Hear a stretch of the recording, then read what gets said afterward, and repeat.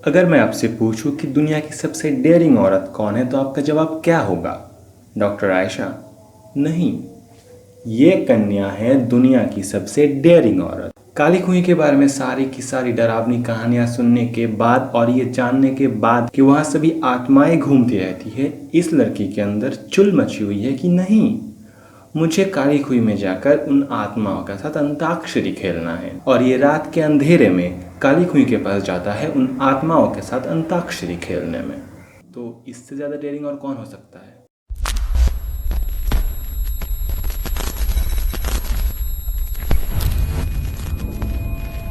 Okay, मजाक बहुत हो गया, सीरियस टॉपिक पे आते हैं। तो काली कुएं ये 2020 अभिशाप से लैस 20 की एक हॉरर फिल्म है, distributed by Netflix slash Netflix India, directed by Terry Samudra, starring Shabana Azmi, Leela Samson, Riva Arora, Sanjeeda Sheikh, Satyadeep Mishra, Hitvi Bhanushali and Rose Rathod. ये इंडियन है क्या? Sorry for the fun, but मैं कंफ्यूज हो गया था एक्चुअली। तो इस फिल्म के बारे में हम दो बातें कह सकते हैं, ये अच्छी भी है और बुरी भी। पहले बेइज्जती करते हैं फिर इज्जत देंगे। इस फिल्म की मुझे सबसे गंदी बात लगी इसकी राइटिंग। मतलब ये नहीं कह रहा कि स्टोरी गंदी है, स्टोरी बहुत ही अच्छी, मतलब स्टोरी तो मतलब माइंड ब्लोइंग है अगर आप इसके बारे में ध्यान लगा के सोचेंगे तो।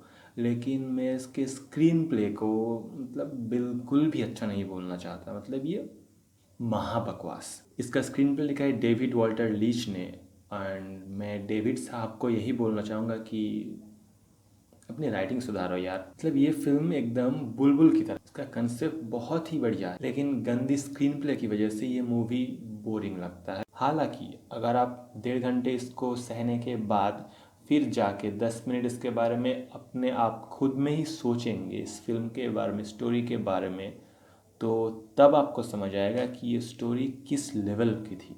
एंड मेरे साथ भी ऐसा ही हुआ। फिल्म देखते वक्त मुझे बिल्कुल अच्छा नहीं लग रहा था, मुझे फिल्म देखते वक्त एक्चुअली बोर हो रहा था मुझे। मैं इस 1.5 घंटे की फिल्म को 2 घंटे में देखा, मतलब बीच में मैंने पॉज कर दिया था, सच्ची बता रहा हूँ। लेकिन 2 घंटे में इसको ख़त्म करने के बाद जब मैंने 10 मिनट इसके बारे में सोचा, तब मुझे समझ आया कि ये बहुत ही तगड़ा कंसेप्ट है यार। स्टोरी में उन्होंने फोकस किया है ह्यूमन फेटिसाइड पर, जो आज भी इंडिया के या दुनिया के बहुत सी ऐसी जगह है जहाँ पर सच्ची में हो रहा है, एंड इसको आप इनकार नहीं कर सकते। तो स्टोरी उसी पर फोकस करती है कि शायद गुजरात के एक छोटे से गांव में बहुत पहले ऐसे बच्चों को, जो बेसिकली जो लड़कियां होती थी, उनको पैदा होते ही मार दिया जाता था और उनको मार के काली कुएं नाम के कुएं के अंदर उनको फेंक दिया जाता था। तो अब मॉडर्न टाइम में, मतलब कई सालों बाद, वो जो लड़कियां थी जिनको मार दिया गया था, उनकी आत्माएं वापस आ रही बदला लेने के लिए। तो मॉडर्न टाइम में आके वो कैसे अपना बदला लेती है या नहीं लेती, या क्या करती है, ये आपको फिल्म में देखना पड़ेगा। लेकिन सच बता रहा हूँ यार, फिल्म को आपको मतलब ध्यान लगा के सब्र रख के देखना पड़ेगा। 1.5 घंटे की फिल्म है, आपको इसको शायद 3 घंटे लगे, लेकिन फिल्म देखने के बाद आपको समझ में आएगा कि ये उतना भी बोरिंग नहीं था एक्चुअली। जैसे मैंने पहले ही बताया है कि फिल्म देखते वक्त आपको ये बोर करेगा, 100% बोर करेगा, मुझे भी किया था। लेकिन ख़त्म होने के बाद अगर आप इसको, इसके स्टोरी के, इसके कैरेक्टर्स के बारे में खुद से 10 मिनट सोचेंगे तो आप समझ जाएंगे। जस्ट लाइक बुलबुल, सोसाइटी में औरतों को कैसे ट्रीट किया जाता है या पुराने टाइम में किया जाता था शायद, उसको दिखाया गया है। एंड इसमें उससे भी तगड़ा कंसेप्ट है, ह्यूमन फेटिसाइड। डायरेक्शन की बात मैं करना नहीं चाहता क्योंकि डायरेक्शन उतना कुछ खास नहीं लगा, मतलब एवरेज या उससे भी थोड़ा। तो डायरेक्शन के बारे में मैं बात नहीं करना चाहता। एंड कास्टिंग की अगर बात करें तो कास्टिंग बहुत ही अच्छी थी। एंड मैं सरप्राइज हो गया कि रीवा अरोड़ा ने मतलब क्या परफॉर्मेंस दिया है यार, मज़ा ही आ गया। लेकिन फिर भी मैं इन सारे कास्टिंग में से मैं किसी को भी अच्छा नहीं बोलना चाहता। मैं इनमें से बोलना चाहूँगा एक एक ऐसे एक्टर को जिन्होंने सच में फाड़ दिया, एंड उसका नाम है पिंकी। ढूंढ रहे हो ना वो कौन है? वेल, पिंकी असल में है ये बच्ची।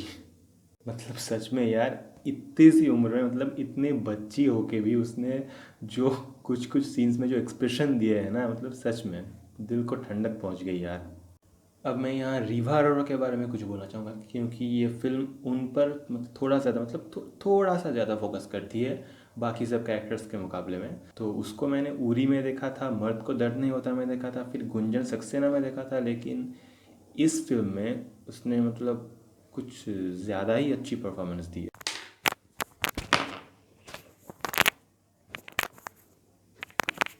आते हैं कंक्लूजन पे। तो आपको ये फिल्म देखना चाहिए या नहीं? मैं बोलना चाहूँगा कि अगर आपके पास बहुत सारा खाली वक्त पड़ा है, खाली डाटा पड़ा है जो ख़त्म नहीं हो रहा, तो एक बार आप इसको ज़रूर देख सकते हैं। लेकिन अगर आप एक कट्टर मूवी फ़ैन है, जिनको अच्छी मूवीज़ देखने का शौक़ है और वो मूवी में दिमाग लगा कर देखना चाहते हैं, तो मैं बोलना चाहूँगा कि भाई ये मूवी तुम्हारे लिए नहीं है, जैसे ये मेरे लिए नहीं थी। लेकिन ये आपके लिए भी हो सकती है अगर आप दिल से इसको इनकोड करना चाहते हो तो इसको पहले देख लेना, फिर इसके बारे में सोचना, बहुत डीप तक जाओगे यार। एक वार्निंग देना चाहूँगा कि इस मूवी को देखते वक्त कुछ खाना मत यार। सच बोलो तो इसको देखते वक्त मैं मैगी खा रहा था, और इसमें एक सीन है जो उस ऊपर वाले कमरे में जब शिवांगी जाती है तो वो देखती है कि वहाँ एक वूम पड़ा हुआ है जिसके अंदर से कुछ तो निकल रहा है। मतलब मैं जानता हूँ क्या निकल रहा है, पर मैं बोलना नहीं चाहता।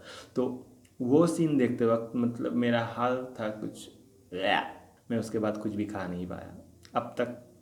IMDb इसकी रेटिंग 4.1 या 2 के आसपास है, और बुलबुल की रेटिंग 6.6। हालांकि स्टोरी के डीप में जाने के बाद मुझे पर्सनली लग रहा है कि कंसेप्ट वाइज इसमें ज़्यादा दम है, लेकिन फिर भी मैं कहूँगा कि एटलीस्ट एक फिल्म जो एक पीस ऑफ आर्ट होता है उसको आपको इस तरह से बनाना चाहिए कि उसको समझते वक्त या फिर देखते वक्त दोनों टाइम आपको मज़ा आना चाहिए।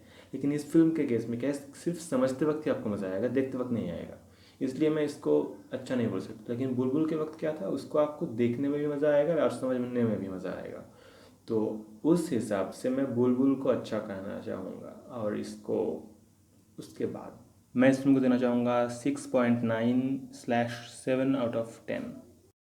अब अगर आपने यहाँ तक वीडियो देख लिया है तो अब से मैं थोड़े स्पॉयलर्स देने वाला हूँ। तो अगर आपने फिल्म नहीं देखा है तो वीडियो यहीं पर पॉज करो और भाई बंद कर दो, मत देखो। और अगर आपने देख लिया है तो प्लीज़ कंटिन्यू, एंड मैं जो सवाल पूछने वाला हूँ अगर आपको पता है तो उसका आंसर कमेंट्स में लिख देना प्लीज़। मतलब क्योंकि मुझे समझ नहीं आया फिल्म में मरी हुई लड़कियों के लिए मेंढक की इमेजरी को क्यों यूज़ किया गया है। भाई तुम वहाँ कुछ भी दिखा सकते थे, पर मेंढक की इमेजरी को क्यों दिखाया? इसमें 2 या 3 ऐसे सीन्स हैं जिसमें वो जो मरी हुई लड़की है जो वापस आती है तो उसके फेस को पूरे एक मेंढक की तरह दिखाया है, एंड उसके फेस को देखते वक्त सामने वाला खून की, काले रंग की खून किया वो कुछ तो था, उसकी उल्टियाँ करता है, फिर वो मर जाता है।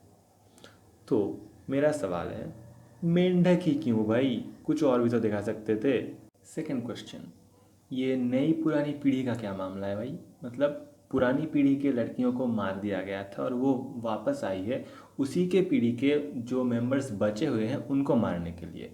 पर जैसे ही नई पीढ़ी का एक मेंबर उसके सामने जाता है और बिना डरे खड़ी रहती है तो सब ठीक हो जाता है। ये क्या है? कोई समझाओ यार। क्वेश्चन नंबर 3, एंड में शिवांगी मर गई है या अभी जिंदा है? मतलब वो उस ऊपर वाले कमरे में जाता है, उस गुम्फ के पास जो भी होता है वो सब देखती है, फिर वहाँ से एक बच्चे को उठाती है, फिर वहाँ से नीचे आ जाती है, और फिर वो पूरा घर तबाह हो जाता है। एंड उसके बाद जब सुबह का सीन है तो वो बच्चा उसके पास नहीं था, फिर वो उस भैंस को लेकर उस काली कुएं के पास जाता है, एंड सरप्राइजिंगली उस काली कुएं का लोकेशन भी चेंज हो गया है। मतलब पहले वो यहाँ था एंड एंडिंग में वो यहाँ आ गया। फिर हम देखते हैं कि शिवांगी वहाँ उन मरी हुई लड़कियों की या फिर बहुत सारी ऐसी छोटी बच्चियों के साथ, बच्ची वहाँ खेलती है एंड वहाँ जाके वो उनमें शामिल हो जाती है। तो मेरा क्वेश्चन है कि वो मर गई है या अभी जिंदा है? तो अगर कोई समझा है तो प्लीज़ भाई कमेंट्स में लिख देना।